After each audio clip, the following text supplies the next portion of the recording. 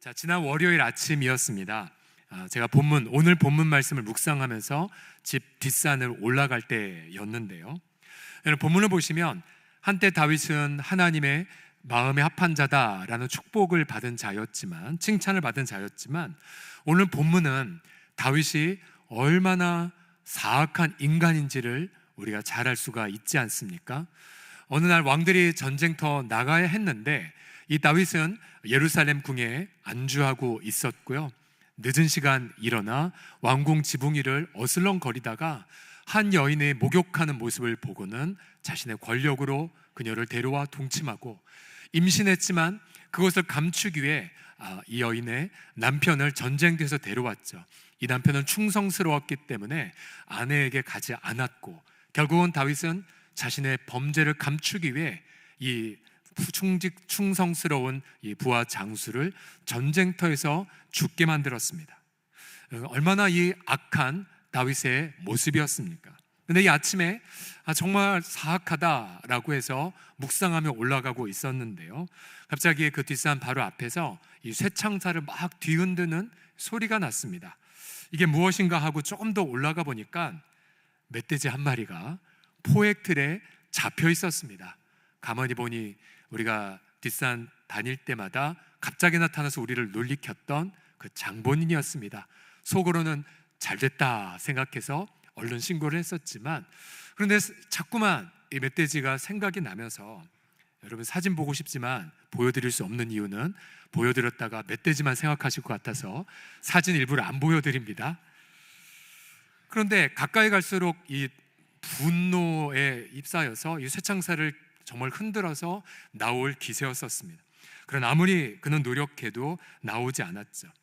여러분, 왜 이 짐승이 이렇게 덫에 걸렸겠습니까? 단순하죠. 이 짐승이 다녀야 할 길을 다니지 않고 민가로 내려왔기 때문이었습니다. 만약 이 짐승이 가야 할 길을 걸었다면 이 짐승은 지금도 저 뒷산을 활보하고 있었겠죠.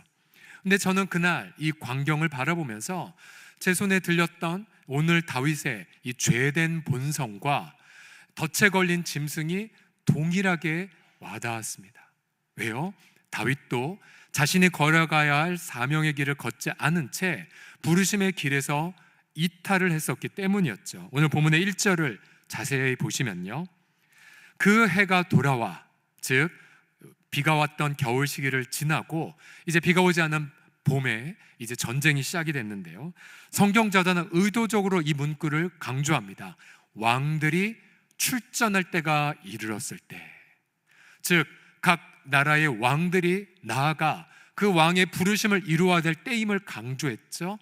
그러나 다윗은 직접 나가지 않습니다. 오히려 요압과 자신의 그런 부하 장수들과 그런 군대들을 보내놓고는 성경 저자는 다음과 같이 강조합니다. 다윗은 예루살렘 궁에 거했더라 라고 말합니다. 즉 왕들이 출전할 때에 왕인 다윗은 그 부르심의 자리를 서지 않는 모습을 성경 본문은 의도적으로 강조하고 있죠. 다윗의 부르심이 무엇입니까? 그는 왕으로서 하나님의 심판을 열방에 집행하는 사명이 있었습니다. 그러나 이 왕은 그 부르심의 자리에서 이탈했고 자신의 궁에 안주하자 그때부터 그는 죄의 쇠창살 안으로 스스로 걸어가게 되었다는 사실이죠. 여러분, 지난 한 주간 또 최근에 저와 여러분의 삶을 한번 돌아보십시오. 여러분들은 과연 내가 부르심의 자리에 지금 서 계십니까? 아니면 부르심의 자리에 있지 않아서 여러분 스스로 죄의 쇠창살 안으로 들어가서 아무리 거기서 빠져나오려고 하나 빠져나오지 못한 채 그렇게 지금 고통을 혹시 경험하고 있지는 않습니까? 여러분, 부르심이라고 한 것은 하나님께서 하나님의 은혜 가운데에 우리에게 맡기신 일을 뜻합니다. 여러분, 내가 하나님의 은혜를 받고 내가 해야 될 일이 무엇인지 우리의 양심은 빛의 속도로 잘 알고 있죠. 예를 들어 하나님 나라를 먼저 구하는 삶이라든지, 아니면 가장의 책무를 다하고 가족을 사랑으로 섬기는 삶이라든지, 또 일터에서 정직하고 땀 흘려 수고하는 삶이라든지, 또 하나님 음성을 청종하고 말씀과 기도로 사는 삶 등이 부르심일 것입니다. 근데 혹시나 이 생계로의 어려움 때문에 혹은 여러 가지 분주한 일들 때문에 혹시 부르심의 자리에서 이탈해하고 있지는 않습니까? 옛날엔 믿음으로 내가 승리했지만 지금은 그 승리 가운데에 안주해버린 나머지 지금 내 마음이 변질되어 가고 있는 것을 혹시 안타깝게 여기진 않으십니까? 오늘 이 시간 저는 주의 이름으로 우리들을 축복합니다. 오늘 말씀을 통해서 우리 자신을 점검해 보면서 정말로 내가 부르심의 자리에서 이탈했다면 돌이키시고 또 분명한 결단을 하고요, 혹시나 내가 죄의 덫에 이미 걸려서 고통하고 있다면 속히 빠져나오는 은혜가 오늘 예배 가운데 넘쳐나시기를 주님의 이름으로 축복합니다. 첫 번째로 우리가 어떻게 이 죄의 덫에서 빠져나오겠습니까? 그것은 생략의 죄를 짓지만은 않은 결단을 통해서입니다. 함께 따라 읽어주십시오. 생략의 죄 시작. 생략의 죄를 짓지 말라. 죄는 하나님과의 관계를 파괴하는 모든 것들을 뜻합니다. 죄에는 두 가지 종류가 있습니다. 하나는 저지르는 죄, 또 하나는 생략의 죄입니다. 저지르는 죄란 말과 행동으로 하나님과의 관계를 파괴하는 모든 악행을 뜻하죠. 예를 들어 간음, 살인, 거짓말, 도적질 등을 뜻합니다. 그러나 비록 내가 지금 어떤 살인이나 도적질을 하지 않았다 할지라도 죄가 없는 것이 아닙니다. 가령 주님이 나를 부르셨는데도 불구하고 그 부르심을 거부한다면 여러분, 그것이 바로 생략의 죄가 된다는 사실이죠. 여러분, 다윗의 부르심은 이 열방 중에서 하나님의 이름을 높이는 것입니다. 열방 중에 하나님의 그 의로움을 드러내서 열방을 심판해서 하나님의 나라를 이 열방 중에 드러내는 부르심이죠. 그런데 다윗은 오늘 본문 다시 1절을 보면요, 왕들이 출전할 때에 나아가지 않았습니다. 그리고 그는 그저 왕궁에 안주해 있죠. 자, 아직 그가 무슨 간음과 살인의 죄를 저지른 것은 아니나 그가 부르심을 생략을 해버리자 그때부터 그의 마음은 급속도로 변질되기 시작했습니다. 마치 무더위 속에 음식물을 밖에 놔두면 쉽게 상하는 것처럼 여러분, 인간의 죄된 본성은 부르심의 길에 서지 않으면 빛의 속도로 마음이 타락하는 경향성을 다 가지고 있습니다. 저도 그렇고요, 이 자리에 계신 모든 분들이 동일합니다. 이 죄된 본성은 아무리 내가 전날 성령으로 충만하고 내가 아무리 저 삼층천에 갔다 온 듯한, 혹은 내가 정말 골리앗을 쓰러뜨리고 여리고성을 무너뜨리는 것과 같은 그런 놀라운 은혜를 경험했다 할지라도 오늘 부르심의 길에서 이탈하는 그 순간 저와 여러분의 마음은 타락을 경험한다는 사실이죠. 여러분, 이 다윗은 부르심에서 벗어나는 그 순간 게으르게 늦게 일어나게 되었고요, 아무 생각 없이 왕궁을 거닐렀습니다. 여러분, 우리가 쉼도 주님 안에서 쉬어야 되는데요, 여러분, 아무 생각 없이 가령 텔레비를 본다든지 스마트폰을 볼 때에 여러분 얼마나 자주 죄의 유혹에 노출이 되거나 아니면 성도로서 하면 안 되는 그런 잘못된 길로 종종 빠지지 않습니까? 이 다윗이 그렇게 부르심에 벗어난 순간 죄의 공격에 취약했고 그는 죄의 유혹에 너무도 쉽게 넘어가 버립니다. 눈에 보이는 성적 욕구를 물리치지 않았고 그 자리를 피하지 않았고요, 오히려 탐했고 어느덧 그의 지성은 마비가 되었고 결국은 범죄를 저지르게 되죠. 여러분, 신앙생활엔 중립지대라는 게 존재하지 않습니다. 지금 내가 부르심의 자리에 서 있는가 아니면 죄 짓는 자리로 달려가고 있는 것입니다. 아무리 내가 죄 짓지 말게 해달라고 애원해도 계속 실패하실 것이고요, 죄 짓고 후회하는 삶을 반복하게 되시죠. 예수님은 성도의 부르심을 두 가지로 말씀하십니다. 하나는 마가복음 16장 15절에 말씀하신 전도명령인데요, 다 같이 읽겠습니다. 시작. 너희는 온 천하에 다니며 만민에게 복음을 전파하라. 자, 여기서 말한 전파다라는 것은 여러분들이 밖에 나아가서 누군가에게 그를 데려와 교회에 정착시키란 말이 아닙니다. 여기서 말한 전파라라는 것은 내가 만난 예수님을 자랑하는 것이고 내가 얼마나 주님 앞에 많은 은혜를 받고 있는지를 선전하는 것입니다. 마치 여러분 마트 갔다가 우연히 반값 세일을 했다든지 1+2를 만나서 여러분 물건을 좋은 걸 사셨으면 어떻게 하세요? 전화로 전도하지 않습니까? 빨리 마트 가. 그런 물건 이렇게 살 수 있어. 여러분 근데 예수 믿는 것 전도가 이것입니다. 너무 좋다, 너무 행복하다, 너무 기쁘다, 나를 위해 기도하는 분들이 이렇게 많다, 이러한 삶을 살고 있다, 이렇게 이해하는 것이 바로 전도입니다. 전도. 여러분 하나님은 전도라는 것에 미련한 것으로 사람의 복음을, 영혼을 구원하시는 하나님이시거든요. 또 한 가지는 사랑의 명령입니다. 요한복음 13장 34절 같이 읽겠습니다. 시작. 내가 너희를 사랑한 것 같이 너희도 서로 사랑하라. 우리가 서로 사랑하고요, 또 소외된 이웃을 사랑하는 삶, 이것이 바로 성도의 부르심입니다. 근데 만약 성도가 복음 전도도 하지 않고 이웃을 사랑하지도 않는다면 여러분 그는요 스스로 어둠의 쇠창살 안으로 들어가는 것을 선택하는 것과 같다라는 사실입니다. 교회 공동체도 마찬가지입니다. 지난 2000년간의 교회 역사는 증언합니다. 아무리 교회가 부흥하고 아무리 한 교회가 도시를 변혁시켰다 할지라도 만약 그 변혁의 열매 안에 안주한 채 전도도 하지 않아, 선교도 하지 않아, 이웃도 돌보지 않는다면 여러분 그 교회 예배당은 텅텅 비버리게 됩니다. 그래서 여러분 교회 공동체가 얼마나 깨어 있는가를 보면 여러분 뭘 보면 알 수 있겠습니까? 여러분 교회의 사이즈로는 건강성을 판단할 수 없습니다. 단 한 가지로 알 수 있죠. 그 공동체가 복음을 위해 얼마나 애쓰고 있는가, 또 그 공동체가 얼마나 이웃사랑을 위해 나아가고 있는가를 점검해 보시면 그 공동체가 건강한지 아니면 지금 퇴보하고 있는지를 알 수가 있다는 사실이죠. 며칠 전 한 젊은 부부가 사랑하는 어머님을 갑자기 잃었습니다. 어머니를 새벽 기도를 다니시며 믿음의 본이 되는 분이셨죠. 에녹처럼 하나님과 동행했으나 갑자기 주의 품 안에 안긴 그 현장을 보고 많이 통곡하고 아파했었죠. 하지만 어머님이 중환자실에서 투병하셨을 때에 이 부부는 절대로 포기하지 않은 것이 하나 있었습니다. 그것은 무엇이냐면 성도로서 부르심의 현장, 즉 제자훈련 받는 거, 그리고 교리대학을 통해 말씀을 배우는 거, 사랑방 나눔하는 거 포기하지 않았어요.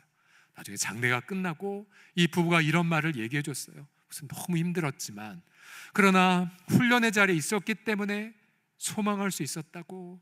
그리고 장례식 가운데에 아직 초등학교밖에 다니지 않은 막내 아들이 엄마, 아빠 이제 할머님 부활하시는 날 만날 거 아니에요.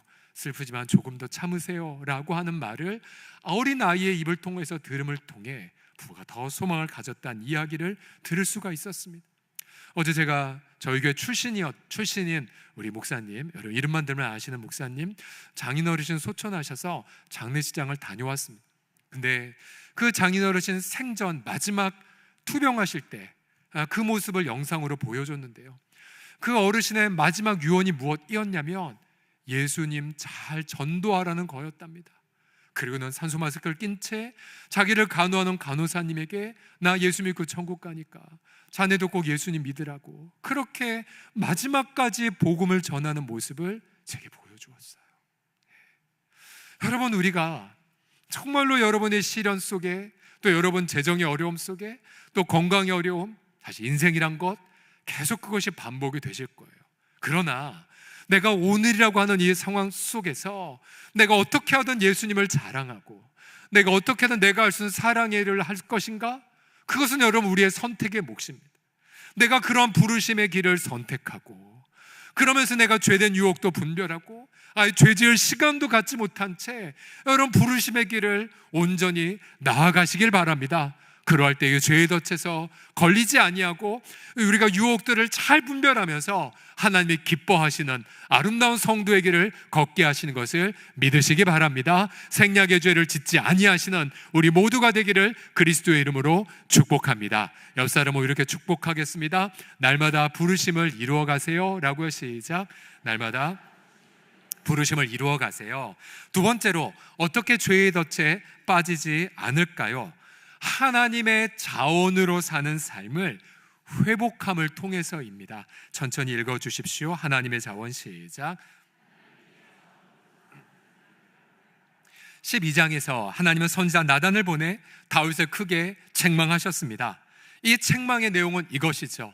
내가 부르심을 이루기 위해 모든 걸 누리게 했는데 너 왜 이걸 다 포기하고 없는 것 마냥 이웃의 것을 빼앗았느냐라는 겁니다. 이스라엘의 하나님 여호와께서 이와 같이 이르시기를 내가 너를 이스라엘의 왕으로 기름 붓기 위하여 너를 사울의 손에서 구원하고 내 주인의 집을 내게 주고 내 주인의 아내들을 내 품에 두고 이스라엘과 유다 족속을 내게 맡겼는데 만일 그것이 부족하였을 것 같으면 내가 내게 이것저것을 더 주었을 텐데 어찌하여 나를 업신여기고 부하의 아내를 빼앗아 그리고 부하를 죽였느냐. 여러분, 하나님이 다윗에게 많은 걸 은혜로 주신 이유는 단 한 가지였습니다. 왕으로 부르시기 위해서였습니다. 그런데 다윗은 부르심에서 이탈했고 그는 자신의 하나님 은혜로 주신 것에 대한 감사를 망각해버렸죠. 자신의 집에 있는 많은 아내들을 생각하지 않고 그렇게 유일하게 사랑하는 아내가 있는 부하의 장수의 아내를 탐했고 그리고는 끔찍한 죄를 저질렀던 것입니다. 다윗은 범죄하기 전에요 하나님의 모든 은혜를 멸시를 했던 것이었죠. 여러분, 우리가 누리고 소유한 것들을 바라보십시오. 만약 내가 부르심의 자리에서 이탈하는 순간 분명한 사인 하나가, 증상 하나가 있습니다. 그것은 무엇이냐면 감사를 잃어버립니다. 분명 하나님은 내게 부르심을 이루기 위해 이것저것 주셨거든요. 근데 부르심 자리에서 이탈하잖아요. 하나님은 이것저것 주지 않으신 것으로 나는 판단합니다. 그리고 이웃과 비교하면서 열등감 아니면 그런 교만한 판단에 들고요, 우월감에 빠지고요. 그러다가 어느덧 이렇게 생각합니다. 난 가지고 있는 게 없어, 난 축복을 받지 않았어. 그러면서 이웃의 것을 탐하고 그리고는 폭력으로 빼앗는 지경에 이르게 되는 거죠. 그러나 부르심의 자리에 서 있는 자들은 비록 세상적으로 가난한 것처럼 보여도 하나님의 모든 자원으로 살아가는 기쁨이 있습니다.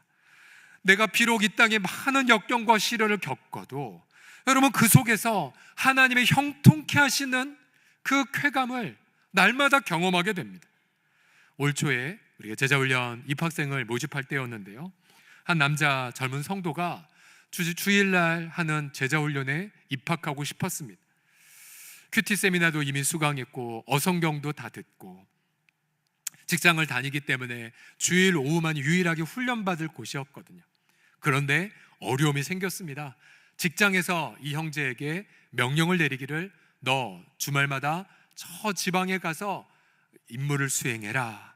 그런데 무려 8번 이상을 지방 출장을 가야 된다는 것이었습니다.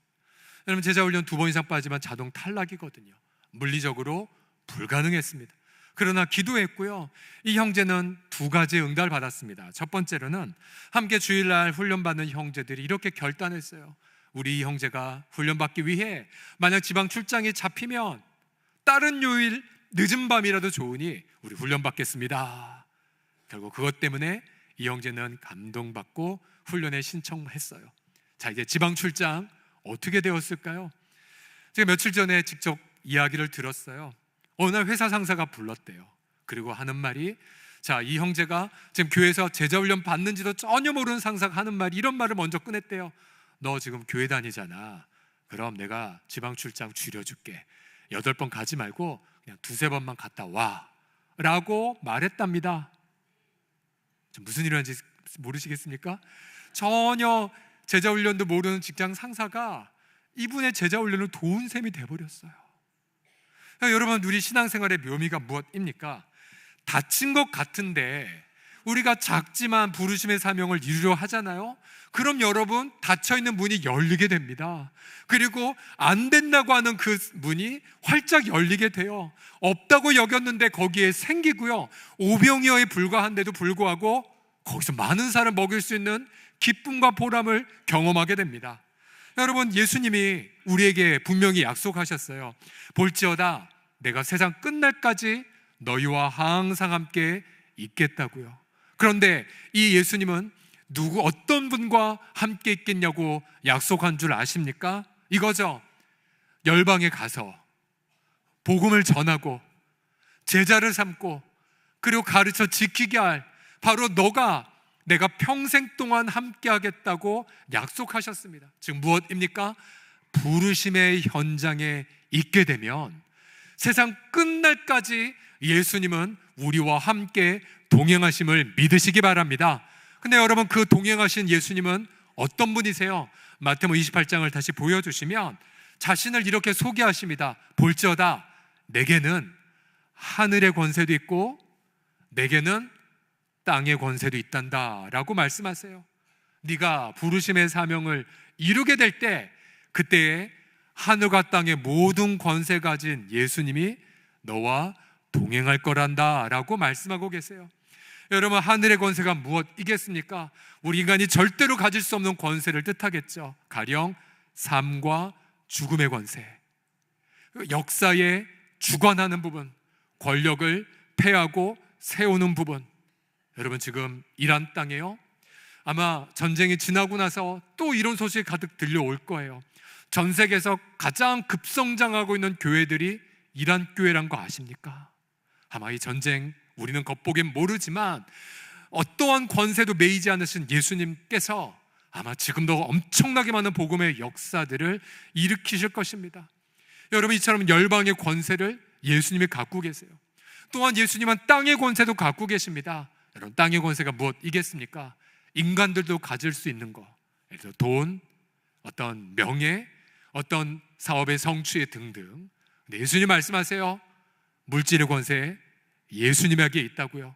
예수님 모든 기회를 열고 닫으시는 분이시고, 여러분, 아무리 경기가 어렵다 할지라도 진정한 경제의 흐름의 주권은 예수님 앞에 있습니다. 여러분, 그 예수님은 비록 우리가 시련 속에 노출됐다 할지라도 우리가 부르심의 길을 걸어갈 때에 언제든지 주님은 말씀하십니다. 걱정하지 마, 내가 땅의 권세 다 갖고 있어, 내가 너와 동행할 거야 라고 말씀하고 계십니다. 여러분, 그러하기에 여러분 교회 공동체의 삶이요, 이래서 너무나 행복할 수밖에 없어요. 왜냐하면 교회가 부르심의 길을 걸어가게 되면 하나님은, 예수님은 하늘과 땅의 모든 권세를 가지고 우리와 함께 동행하고 계시기 때문입니다. 그래서 재정의 문을 활짝 열어주십니다. 복음을 전하고 이웃을 사랑하고자 할 때 하나님은 언제나 다 채워주셨습니다. 우리는 통장에는 잔고를 그래서 보지 않습니다. 우리는 테스트하죠. 과연 내가 하는 일이 주님이 기뻐하시는 일인가?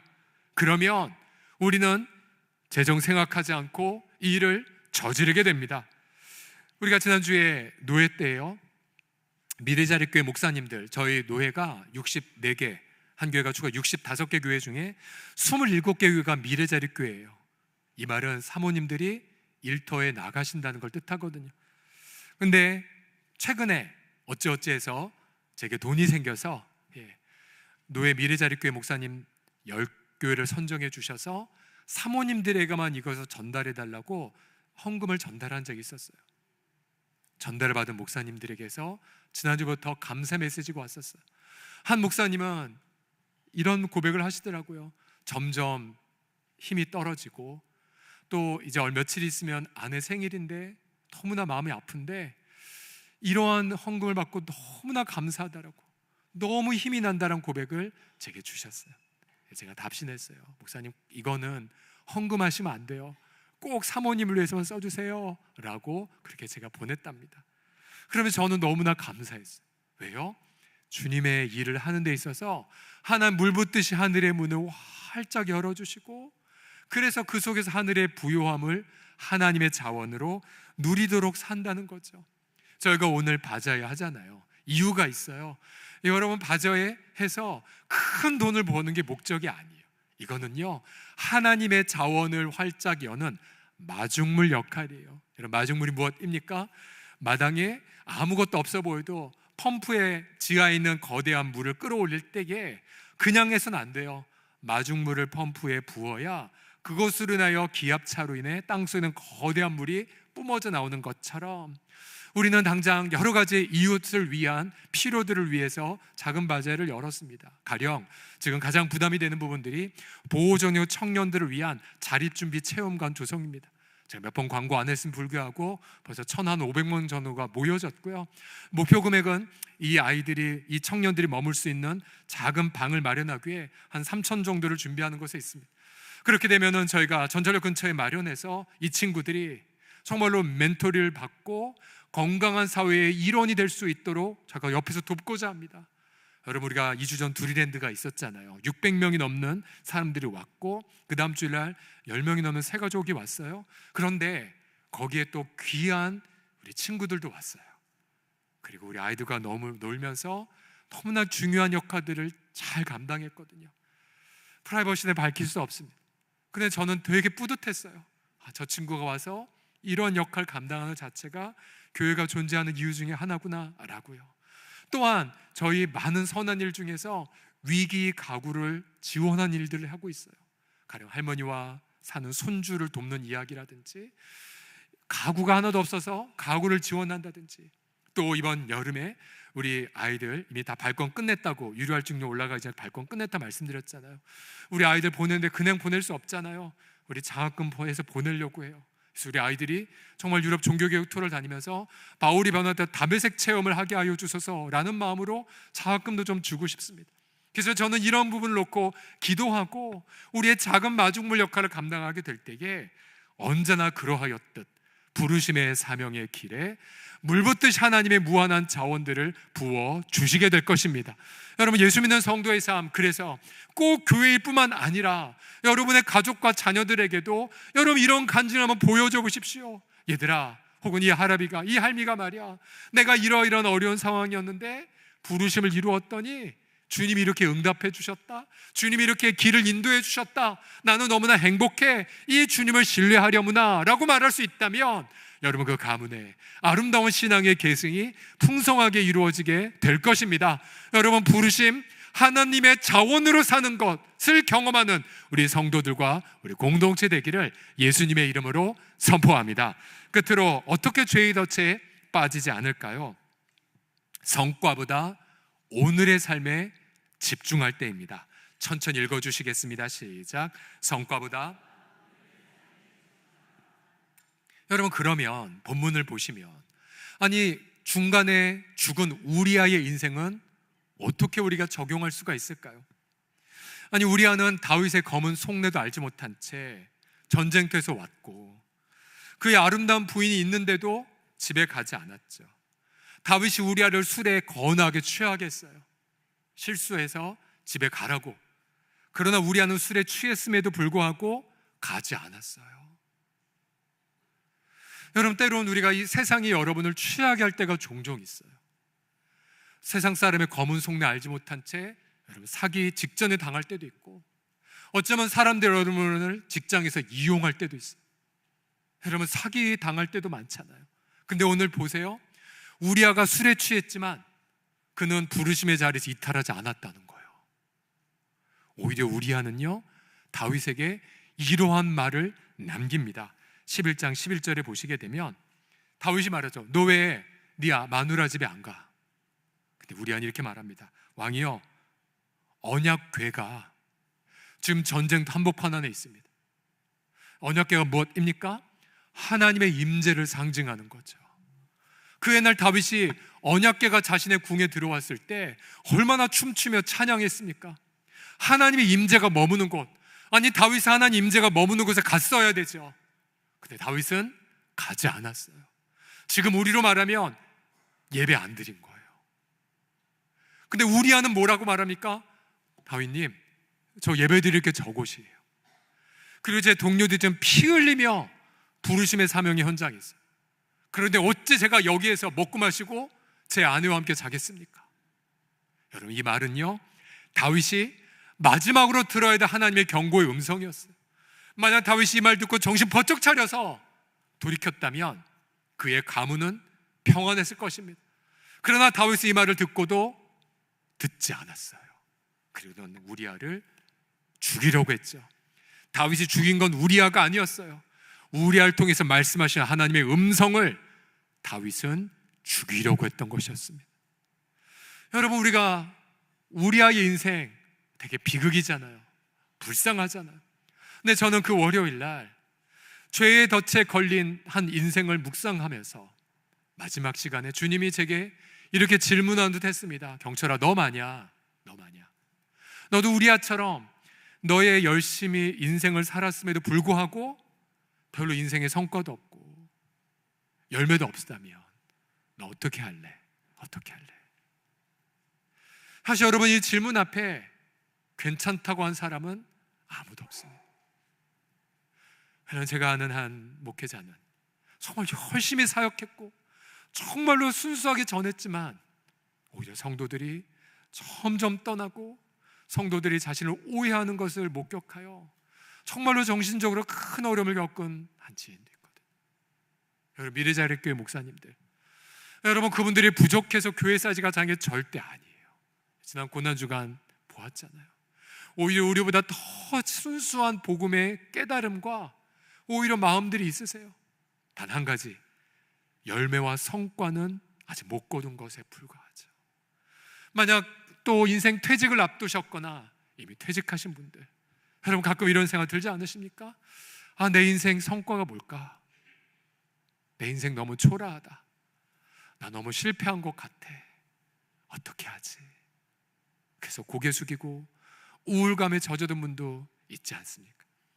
오늘 주님이 그날 월요일날 제게 계속 말씀하신 것 같아서, 너 만약 다윗처럼 인생 말년에 박수 받고 끝나는 거가 아니라 우리아처럼 인생의 성과 없이 끝나도 너 어떻게 하겠니? 어떻게 하겠니? 근데 제 마음에 이런 깨달음이 왔어요. 우리가 인생 중에 자꾸만 이탈한 이유가 하나가 있죠. 그것은 바로 결과에 대한 지나친 집착 때문이었어요. 성과를 거두고 싶은 욕망이 지금 내가 부르심에 이르는 내 삶에서 자꾸만 이탈하게 만들더라고요. 우리아의 삶을 묵상하면서, 아, 그렇구나. 만약 내 인생 중에 내가 원하는 때에 열매를 못 맺었다 할지라도, 만약 내가 오늘 이 우리아처럼 내가 있어야 할 곳에 있고 내가 해야 할 일을 하고 내가 품어야 될 마음가짐을 갖는다면 그 인생 정말 실패한 인생일까요? 여러분, 우리야 3000년 전에 이 고백이에요. 하지만 3000년이 지났으나 우린 여전히 경고를 받죠. 다윗처럼 살면 큰일 나. 반대로 우리아처럼 열매가 없다 할지라도 오직 오늘 내가 있어야 될 하나님의 임재 앞에 나아가고 내가 오늘 복음과 사랑의 사투를 벌이는 이들 옆에 함께 머물고 오늘 부르심의 길을 걷는다면 비록 성과가 없다 할지라도 우리 주님은 그의 인생을 가리켜 말씀하실 것입니다. 네가 우리아처럼 충성되는 하나님의 종이구나. 네가 영원한 시간 동안 나의 칭찬과 나의 상급을 받을지어다. 아마 천국에서 이 우리아는 다윗만큼 하나님의 영광을 경험하고 있으실 것입니다. 사랑방 나누지 마지막에 제가 질문을 던졌어요. 만약 내일의 성과를 내려놓은 채 오늘 내가 부르심의 사명에 집중한다면 어떠한 유익을 경험할까요? 그날 월요일 주님의 이 질문 앞에 주님, 오늘에 집중하겠습니다 라고 대답을 내린 순간 제 마음속에 행복이 다가왔어요. 그리고 무언가 메인 거에서 자유한 느낌, 그리고 감사, 그리고 용기, 그리고 더 집중해야겠다는 어떤 마음의 어떤 힘찬 마음이 부어지는 시간이었어요. 그날 따사로운 햇살 속에 얼마나 감사하게 시간을 보냈는지 모릅니다. 여러분, 다윗은 실패했어요. 그러나 다윗의 후손으로 오신 예수님을 보십시오. 예수님은 단 한 번도 십자가 죽음을 실패라고 여기지 않으셨어요. 여러분, 인간 입장에서 예수님 보세요. 남긴 건물도 없고요, 화려한 군대도 채 하나 쓰지 않으셨어요. 그러나 예수님은 단 한 번도 십자가를 비극이라고 여기지 않으셨어요. 예수님은 언제나 자신의 앞에 있는 사람에게 기쁜 소식을 전해주시고 자기 앞에 난 사람에게 사랑을 아낌없이 나누어 주셨어요. 그리고 오늘 부르심을 이루셨고 영원토록 우리의 구원자가 되어 주셨습니다. 여러분, 교회의 부르심 무엇입니까? 고린도 4장 5절을 보십시오. 우리는 우리를 전파하는 것이 아니라 오직 그리스도 예수의 주 되신 것과 또 예수님을 위하여 우리가 너희의 종된 것을 전파한다고요. 우리는 우리의 이름 석자 혹은 두자가 남지 않는다 할지라도 만약 내 인생을 통해 그래, 예수님은 주님이야, 예수님은 우리 죄를 위해서 건져주신 부활의 주야, 메시지가 남는다면 우리 성공한 거고요. 만약 그 주 되심을 믿었기 때문에 그래서 내가 너희들의 종이야, 내가 너희들을 사랑으로 섬겨, 여러분 그러한 삶이 남는다면 여러분 그는 성공한 거고 그러한 교회도 성공한 것입니다. 이것이 바로 우리 Blessing for You에 담겨있는 하나님의 마음이십니다. 우린 별내 이 땅의 재앙에 불과했어요. 솔직히 말하면 우리는 우리아의 길보다 다윗의 길을 걸을 때가 더 많은 것 같습니다. 그러나 재앙에 불과한 우리들을 예수님의 복음으로 불러주셔서 아무것도 아닌 우리들이 감히 이웃에게 축복이 되어준다니, 아무것도 아닌 보잘것없는 우리가 축복이 되어 작은 사랑의 행동, 작은 나눔을 통해 누군가에게 영생을 안겨다주고 소망을 안겨준다니, Blessing for you, 당신을 위한 축복이 된다는 것, 이것이 여러분 온 인류가 들어야 될 기쁨의 소식이 아니겠습니까? 그런데 올해 우리는 그것만 전하지 않을 것입니다. 우리는 우리의 이웃들이 더 이상 교회 와서 방광객으로 있는 것이 아니라 그들 또한 블레싱이 될 수 있음을 전하고자 합니다. 그래서 여러분 올해 4번 초대하셔야 돼요. 한 번은 새세명 축제 때, 또 한 번은 이웃 보고 야 너도 와서 김장해, 너도 블레싱이야, 한번 섬겨봐. 이웃 보고 너도 연탄 날러, 우리 소외된 유 함께 섬기자. 왜? 너도 블레싱으로 부름받았거든. 그래서 우리 이웃들을 봉사의 현장에도 초대하고자 합니다. 이것이 하나님 예비하신 거죠. 4가지가 되기 때문에 블레싱, 축복, 4유로 표현을 한 것이었죠. 올해 특별히 세명 축제 때의 강사는 여러분들 자신입니다. 작년 오셨던 집사님을 통하여 큰 은혜를 받았기 때문에 올해 여러분들을 간증의 강사들로 세워서 준비해서 유명한 강사가 원이 와라라는 것보단 내가 출연하니 너 와라가 더 설득력 있죠. 그래서 여러분들을 간증 강사로 삼아서 새세명 축제를 함께 하고자 합니다. 이 모든 것의 중심은 사랑방을 통해 이루어질 것이고요. 그래서 저는 확신합니다. 교회 공동체가 이렇게 Blessing for You로 함께 세상을 섬기게 될 때에 여러분 우리 공동체 안에 여러분 개인의 삶이나 우리 교회적으로 너무나 풍성한 하나님의 자원이 부어지게 될 것을 믿으시기 바랍니다.